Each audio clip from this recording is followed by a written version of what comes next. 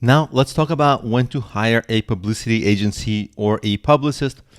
This video is brought to you by Pies Academy.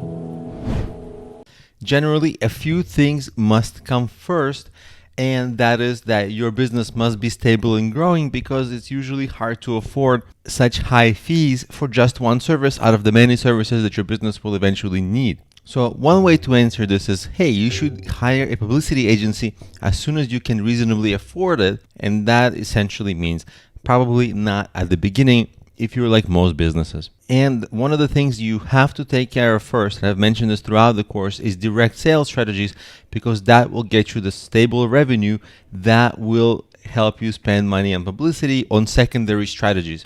And direct sales strategies, they tend to just be more effective at grabbing the revenue now. Also, what you need is to have your brand story well crafted and appealing. For example, if you just say, hey, I'm a barber, or I'm a cleaning business owner, well, it's not unique and original, and there's no coolness factor, right?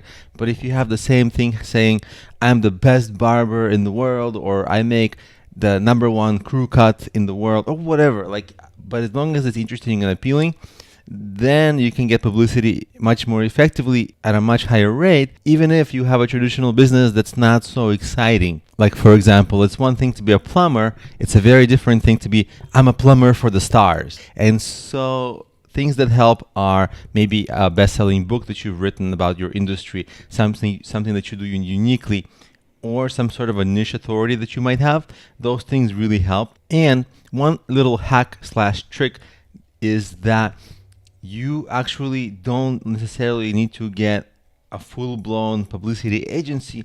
If you have like one publication in mind, for example, you want to get published in TechCrunch, which is a very popular website to get published if you're a technology company.